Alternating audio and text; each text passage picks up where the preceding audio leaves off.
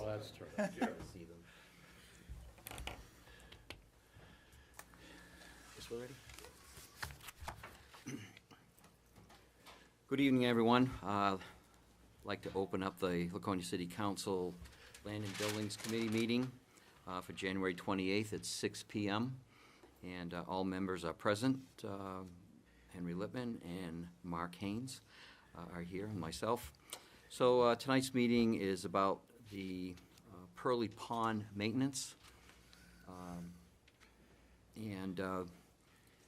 I read over the transfer deed to the city, and it is pretty explicit on what the city should be doing as far as maintenance of that property. It was received back, I believe, in 1980. Okay, passing out some. On the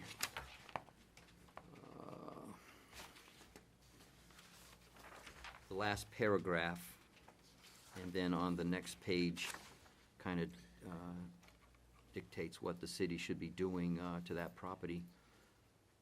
The rest of it is kind of like boundary lines and things like that. But first, I think what I'd like to do is, since the family got in touch with Councilor Cheney, and he received a letter from the family, and the family won't be here tonight, I'd like to ask him to come up to the podium and read it, if he could, please. Thank you, Councilor Hamel. Bruce Cheney from Ward 1. I do, in fact, have an email from the Gauthier family earlier today. They're in Florida. I feel terrible about that, but they're in Florida while we're enjoying the cold. The letter, or the email reads primarily, "Thank you for your concerns regarding the pond. Let me take a moment to share my take on the current state of the pond. On the death of my mother, my father organized the existing heirs of the Pearly family to ensure this beautiful spot would be preserved well into the future for all to enjoy. The Pearly Oak and the pond have been both photographed and captured on canvas for several centuries. The decision was made to deed the property to the city as the best way to ensure its beauty and strength would be preserved. A contract of good faith was in place, and the city gets a photogenic, historic piece of land, and they agreed with very specific terms of how to maintain it. A stop on North Main Street, however, shows that the city has not acted in good faith and has abandoned its responsibilities. I realize the city has a lot to contend with. Having that in mind, I thought I would bring it to the attention of the city that the property was in distress. Let's review the process. 2 trips to the Department of Public Works. Final response was that the Parks Department was responsible.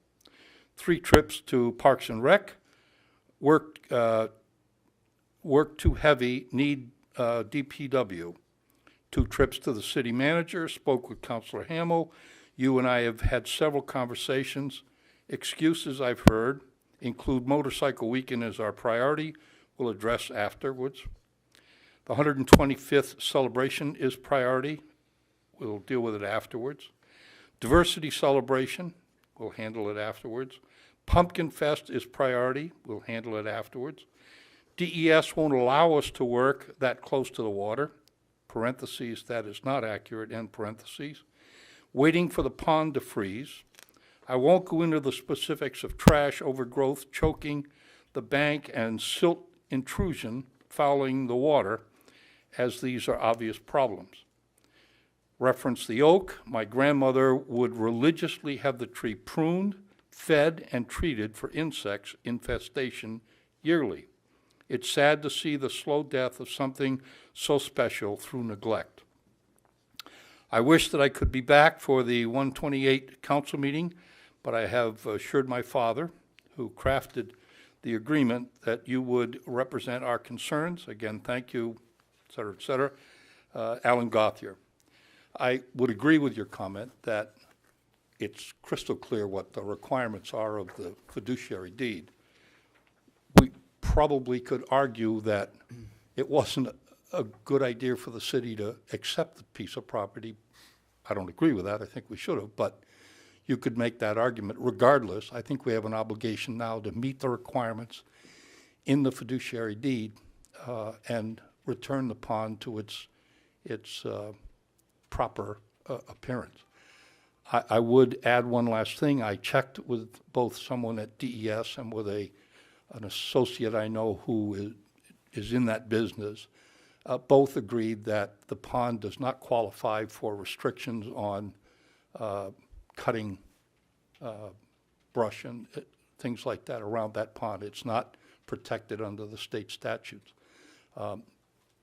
We can go to the water line, and then the question becomes, where's the water line? Because it rises and falls. I would assume it would be the low water mark, but be that as it may. Lastly, there is still brush and logs and things in the pond. DPW did do some work this summer, but there's more to be done. And I hope the committee will recommend that all be taken care of and that the property be restored to its proper appearance. Okay. Is any questions for Councilor Cheney? I'd like to hear the manager's perspective on the situation, if we could. Yeah, I don't disagree with the general thought of the letter. There was trying to be some balance between Conservation Commission and maintenance with trying to keep some of the growth and the brush there in a natural habitat. I know Kevin did reach out with DES, and he was very clear, and I think I shared that a couple of meetings ago, that what we do in the areas of Lake Opeechee being shoreline protected, we can't cut lower than the 36 inches. In talking with the DES person, they said that you could clear their recommendation again for trying to get that balance of a pond, and a pond does go through various states of evolving. They don't always stay pristine. There's some natural activities, but their thoughts, when we talked about skating at the pond and that type of stuff, was, certainly you could clear certain access points and get to it. So it really kind of comes down to the aesthetics and what the look is. We had certainly asked for the representation from the Conservation Commission because, we've got staff and also a volunteer board that, tries to assist the city in doing, proper and quality environmental maintenance of tracts of land and bodies of water that we do. And we just wanted to make sure we were all on the same page with what the approach was going to be, both allowable under state law, and I don't disagree that this is not protected by any state statute, but also just consensus and bring the various involved parties, if you will, the city council, members of our land use staff, as well as Conservation Commission, and just have the conversation and find a direction to move forward that we're all maybe not 100% in agreement on, but at least there's consensus that this is going to be the approach. If I could. Go ahead. Understanding that there are all the competing priorities that were listed in the letter, would we be better to contract out that care for that area, and so that an entity could be focused on that solely as something that we hold accountable? So let me try to answer that, and I can defer to Kevin Dunleavy, our Director of Parks and Facilities, because I know he's reached out to some arborists as well as the state. So I think the pond, generally speaking, is something that we can maintain. There are some challenges with getting some equipment in there, and it is a working pond. The Bean family has been very helpful in having us access through the back of their property to get to it with some equipment. So I think that part of it could be done.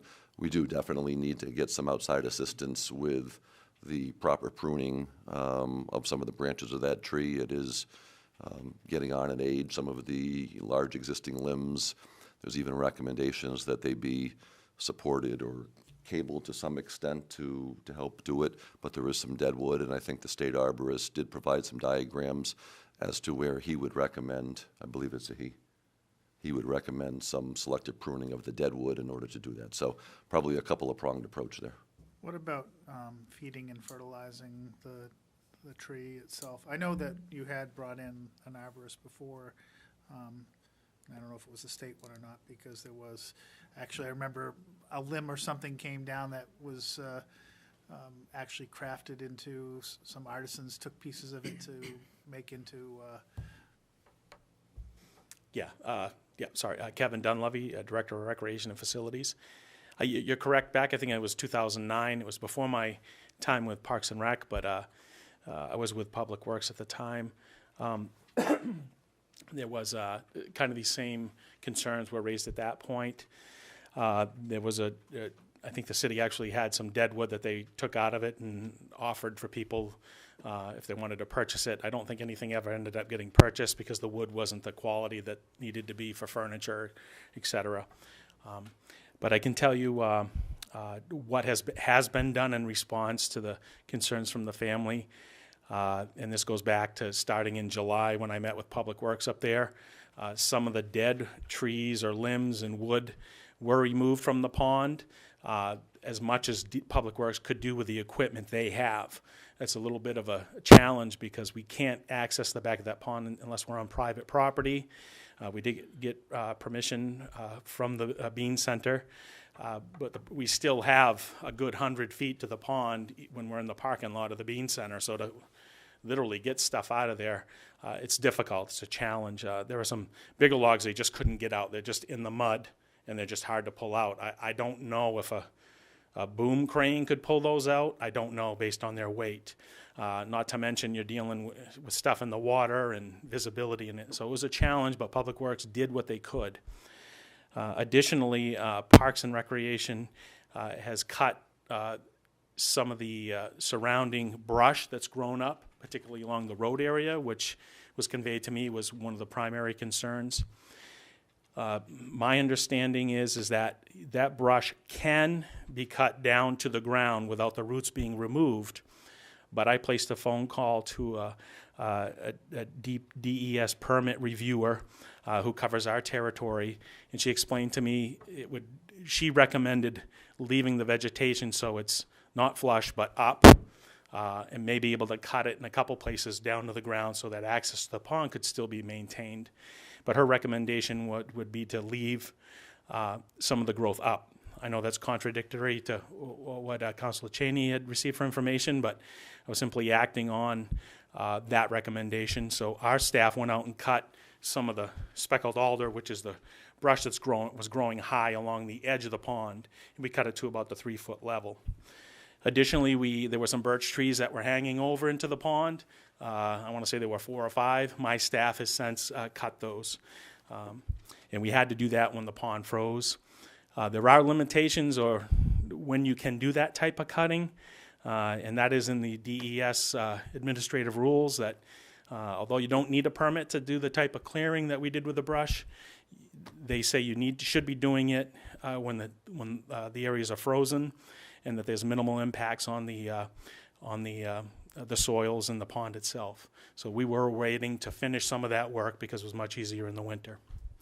As far as the pearly oak, I know, I think that I've got mixed signals. I think at one time there was, when it was brought to the council, there was a sense that the tree was in a dying state, and that minimal expense would be spent to try to keep it going. So I took that approach, and I think that's based on information I got from the 2009 discussion that occurred. But in response to other concerns, I reached out to a arborist with the state who kindly came and offered their opinion and did a report. They told me that, yes, the tree could benefit from some pruning, although ultimately it'll just buy it a little bit more time. But this tree is clearly in a dying state, and that pruning would only have a minimal impact. We would need to hire a contractor to come in and prune that tree, and there would be some expense to that.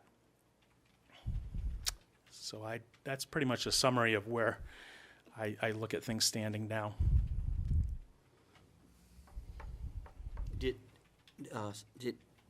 Kevin, did the arborist say anything about fertilizing, if it would help to do anything with that, or? I didn't ask the question. I don't think it'll hurt. Yeah.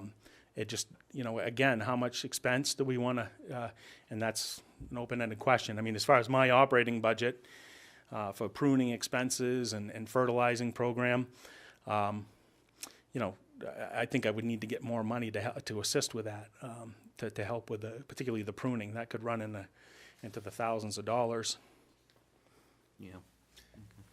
Okay. I think what I'd like to do too is, since we have the document on the when the property was turned over to the city, I just want to read real quickly about the maintenance part. It says, "The city of Laconia shall maintain the premise in an attractive and reasonable manner compatible with its public use as a natural green space." And it says, for example, brush shall be cut, litter cleaned up, second growth trees shall be cut, and views of the pond shall be maintained. And the grantee of the city of Laconia shall maintain and preserve the champion white oak trees situated on the premise for the remainder of the tree's natural life. In the event that any of these conditions are violated by the grantee, the title to the premise shall revert to the grantor, his heirs, executor, administrators, or assigns.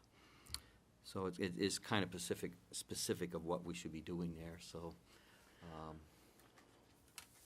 don't know, maybe, I mean, does that date back to 2008 when that arborist was there?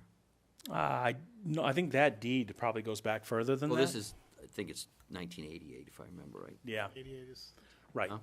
88 is the recording date. Yeah, And unfortunately, I only became aware of that deed when the Purley family approached me with the deed. It was in our files, but that information was never conveyed to me, so I wasn't aware of what, that deed had existed. I knew there was discussion about it.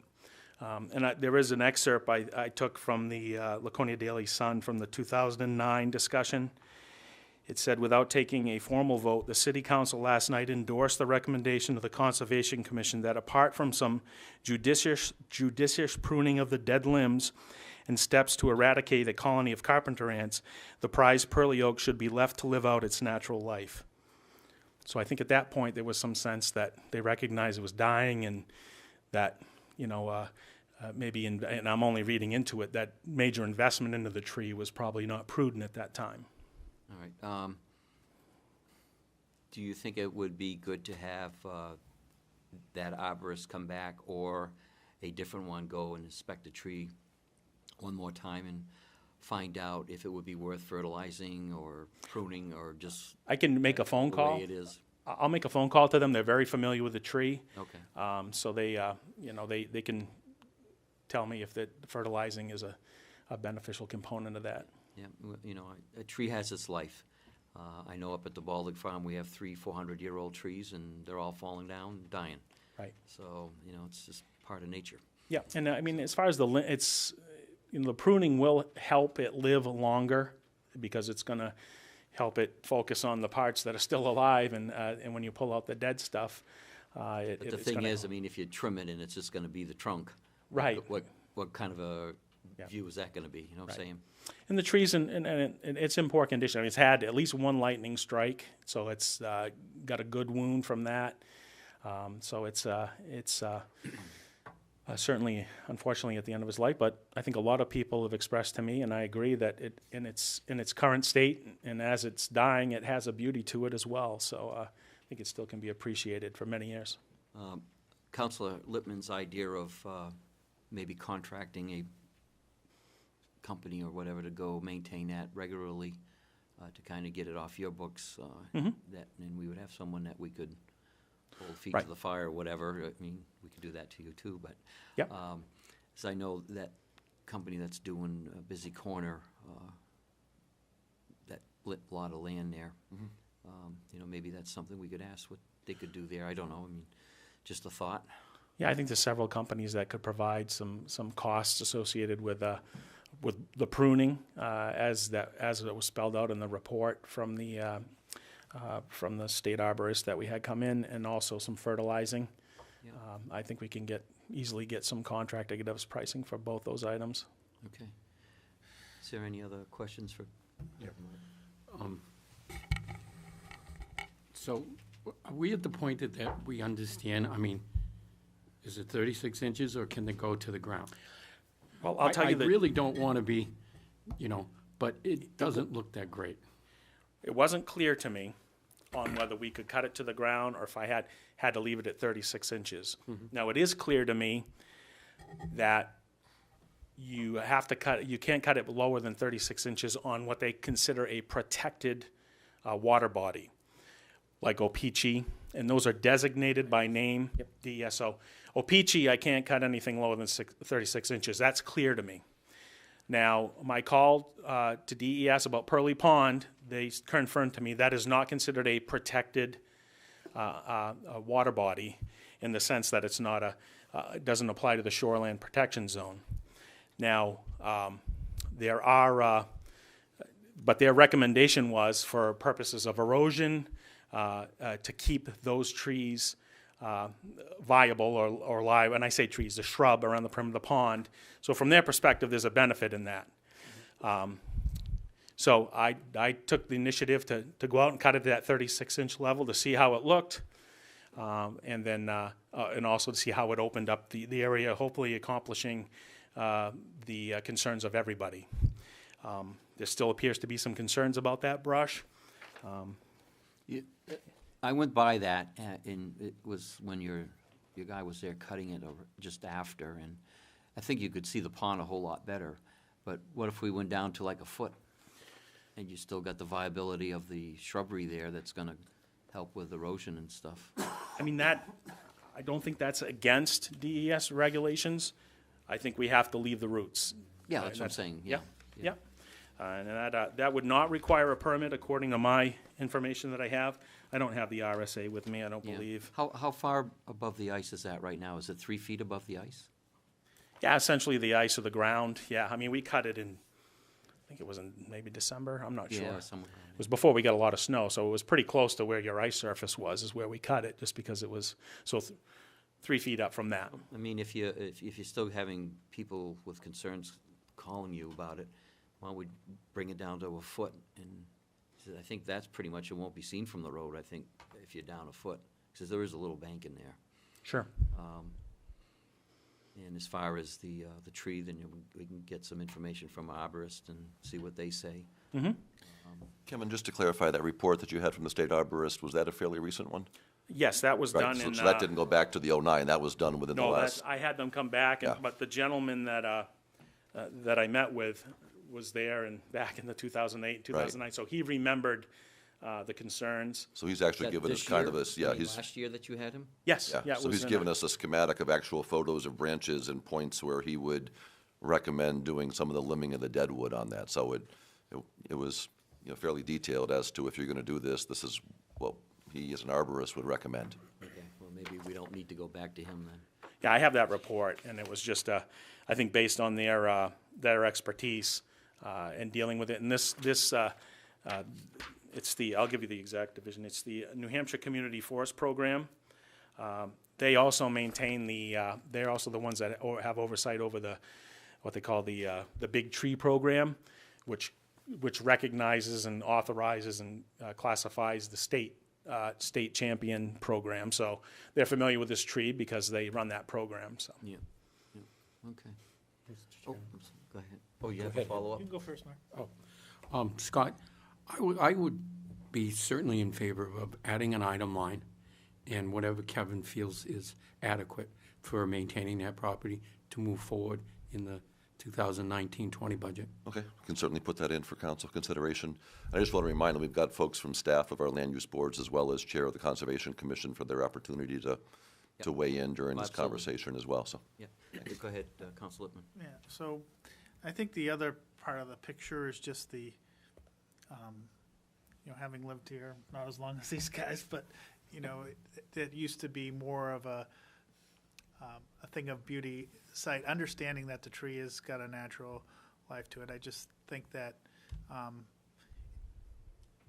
now it's sort of just it doesn't add to when you're going by there kind of thing. And I think we need someone to have a maintenance plan that has an eye towards creating what it was. I think the Purley family's been very good to the community in terms of, Opeachy Park, to my understanding, is also land grant to the city, and so I feel like we signed a deed. I think maybe what you recall in the 2009, I can say that probably, I've lived on that end of town for, quite a while now. I just think that the attractiveness of it, notwithstanding the tree's lifespan, is something that we need someone who can focus on that as, just some beautification of that that park. And I think that's what the family's asking for in that letter, is something along those lines, not just do this, do that. They're looking at a more comprehensive, bring it back to, something that's more attractive to the eye as you're going by. I don't think, whereas people would stop to paint it and take photographs of it now, it does look run down compared to what it used to look, and notwithstanding the tree's life. Okay. Is there anybody from that would like to speak? Go ahead. And don't go too far, Kevin, in case he's got a question for you. I'll be right here. Okay. Go ahead, just come up to the mic and state your name, please. I'm Dean Anson. I'm the chairman of the City Conservation Commission, and I guess I'm conflicted. And the reason I'm conflicted is because in 2009, the Conservation Commission took up, somebody came to us and recommended that the tree be cut down. And once we talked about that, there was a lot of public input. Correct. And it wasn't in favor of cutting it down. Microphone a little more, thanks. There you go. So I have some thoughts, and my thoughts are looking at that reaction that we got in 2009, using that as a learning opportunity. How can we avoid a large public outcry? So that's one part of it. And I think that, and the other thing I wanted to talk about was the ecological value of the pond and the vegetation around it. So typically what a pond will do in terms of maintaining the water quality is you would have nutrients that flowed into the pond just coming off the road from the air. If we fertilize the oak, there'll be additional nutrients that get in there. But the vegetation around the pond keeps the sediment from getting into the pond. It deals with some of the salt that comes off the road. The existing vegetation keeps out invasive species, and the Conservation Commission went out there in that park setting on a couple of occasions and removed the bittersweet that was growing in the trees that around the pond. So that was, and I think it was Kevin came and picked up those bags of bittersweet and disposed of them properly. There's some animals that use the vegetation around it, but that's really, that's all well and good. I think cutting the vegetation on the roadside any lower is a mistake. I think what we ought to do is we ought to leave it the way it is for now and see what happens in the spring and summer of next year, of this year, I guess it is. And what we would be looking for is the vegetation that's been cut could either die because it's been cut so low, or it could sprout at a lower level. So that vegetation keeps the soils in place so that the soils don't go into the pond, so they don't get eroded in there.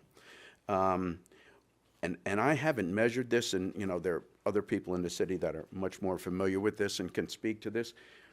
Is there a risk of causing damage to the road if we cut back too much and that vegetation's not there and we get a heavy rain and we start to get undermine the road? I don't know that. I don't want to sensationalize it. It's just, so. Can I ask a question? Sure. How do you reconcile what you're saying to what's in the deed here? I mean, I guess in one respect, I think is if we're not going to follow the deed, we should follow the deed, which is to turn the property back. That's, I guess, kind of where I'm at.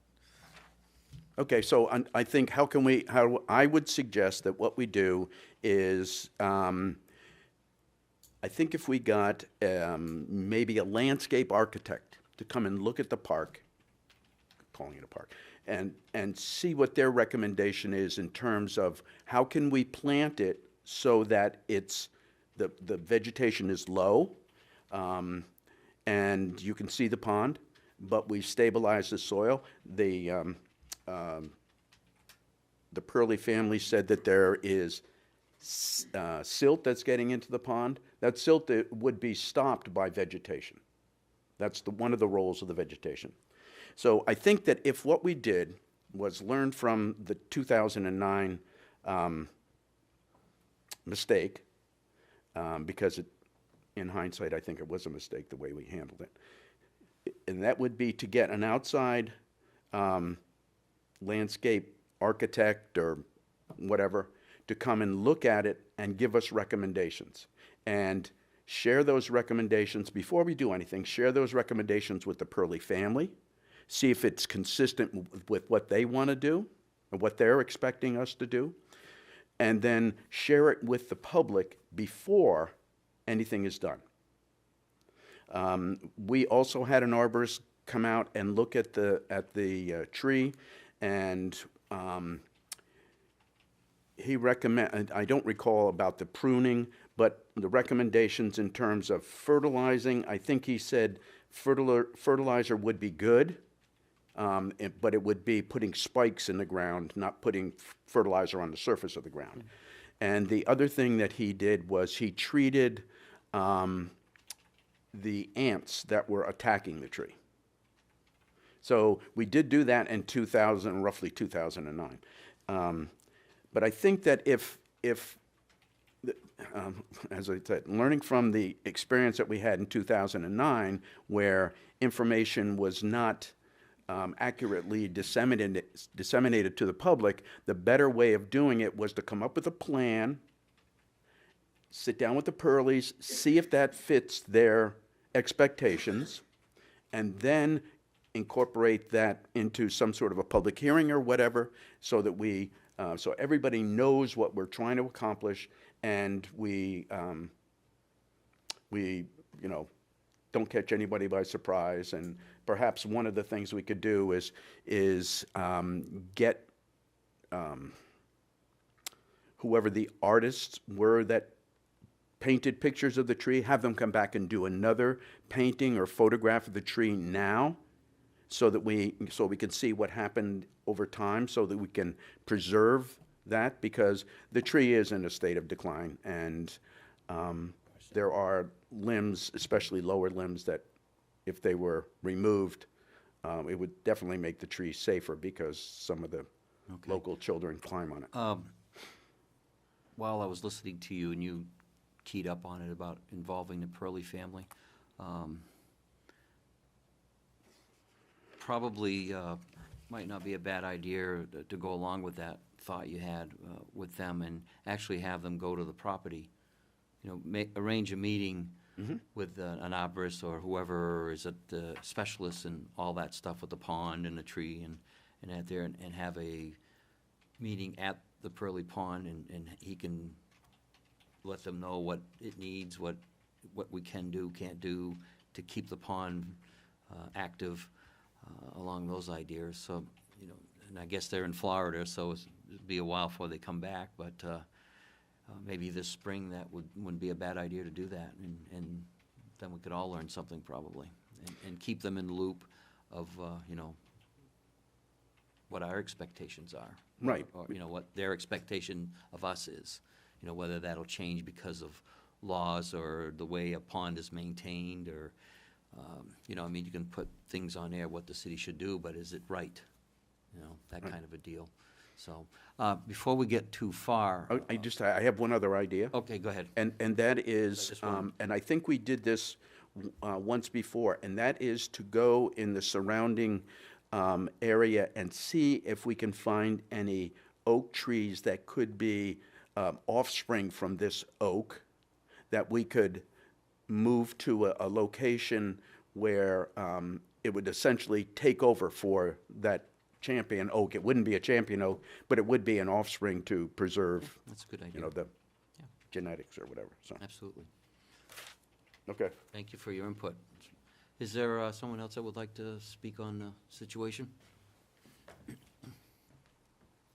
Dean?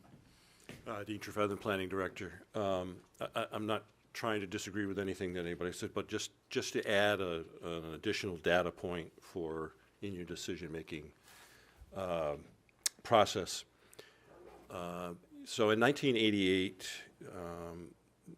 the city certainly had different rules concerning ponds, buffers to ponds, et cetera. And if today someone was coming to us and say, here's this pond and this is how we want to maintain it, we would probably have a little bit of pushback and say, that's not recognized as best practices today. Now, and if this was a private piece of land that somebody wanted to develop around, we would be applying our wetland buffers to it, and we would not permit anything to occur of any clearing or anything like that within the buffer. Now, having said that, as we all know, the city is exempt from its own regulations if that's what we choose to do. But I just want you to be aware that on a lot of other ponds in the city, we are enforcing a buffer area around where we're leaving things in its natural state, and it does affect, obviously, what the ponds Yeah, look well- like and what they do. But, Yeah, you know, and- I'm sorry. Go ahead. I think what the point that's being missed here is that this was a asset to the beauty of the entrance coming in from the north into town. And I just pulled up an old satellite photo of the area. You can see that there's good clearance to it. And I just don't think we can ignore what we agreed that we entered into and make different things. I mean, if we're not going to do it, we ought to say we're not going to do it and turn it back to them. The other alternative, I think, the idea that was just suggested of bringing in a landscape architect, if that's what it is. I mean, again, this is a family that's done a lot for the city, more than probably any family in terms of adding to the park and recreation space. And to just ignore them and to get a letter like they said is, I think, not a good way for the city to respond. I feel embarrassed for us in terms of, you know, that they would have to go to that extent to say those things. Now, I understand, I'm not saying finding fault with us, I'm just saying that's where they're at. They're a major donor to the city, and I think from a donor management standpoint, I think we have an obligation to either comply with what we said we would do when we signed off on it, or the alternative, which is to pass it back to them. Not disagreeing, Counselor, but perhaps maybe there's a compromise in the middle somewhere with the idea of getting the family involved with the maintenance decisions of what they would expect. Maybe there's some type of a compromise Yeah, somewhere in between I think there. that's what was being Yeah. suggested, is if we get a third-party Right. perspective who does this for a living, who has an understanding of what it once looked like and what can be done. Right. I mean, I just, it's, It's not going to look like it did 20 years ago, but it can look like maybe what it did 10 years ago. right. I guess my main point is that our understanding of what best practices are today are very different than what they were in 1988. And for the health of the pond itself, you know, irrespective of the champion oak and everything else that's going on the property, but the pond itself, for the health of the water and the aquatic life that's inside the water, we may be better off with not just basically doing a clear cut. That's, you know, there's best management practices. That's probably something that we should. So I think something in between that is probably doable and legitimate, and probably we can get agreement on. Yeah, well, you know, I think that's why I probably get an expert. I'm not a pond expert, that's for Right. sure. Me neither. And, you know, get somebody there that Yep. would have an idea. I mean, top of my head, I can think of 2 ponds I used to go and catch frogs and all that kind of stuff in, and they're not there anymore because of the overgrowth that grew, and they just, they're good natural.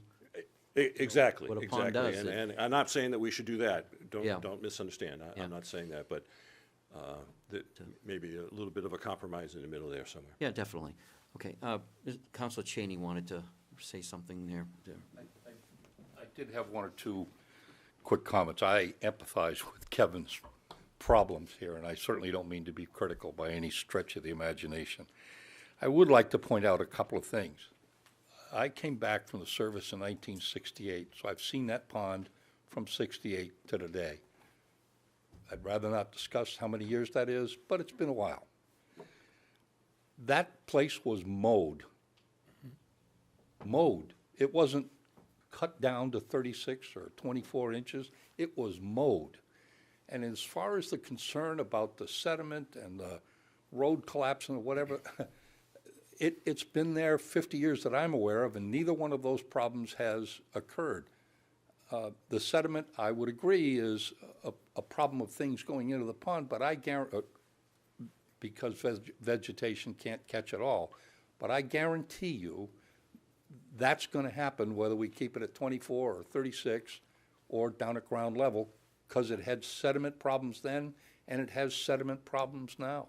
Yeah. But I want to emphasize again, it was mowed. And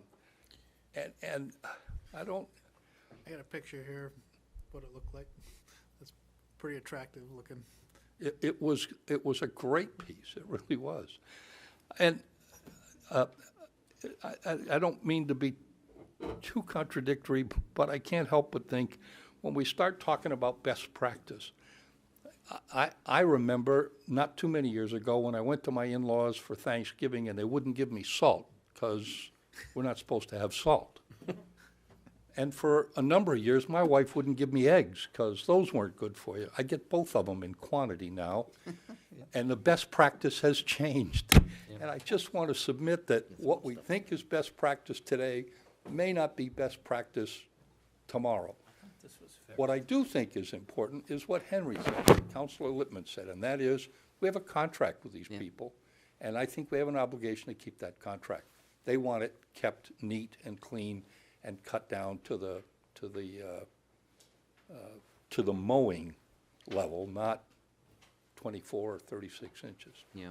Well, I think, what happened 20, 30 years ago, I don't want to say this, is the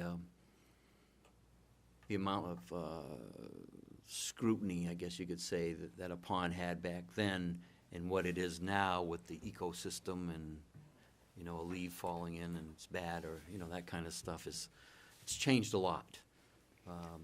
But Counselor, the Pearlies took care of all of those things. They cleaned the sediment out of the pond. They mowed. Yeah. No, but what I'm trying to say is, what maybe the state did back then is a whole lot different now.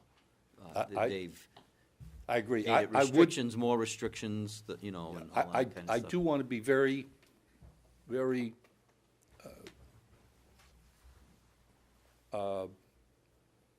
specific about this.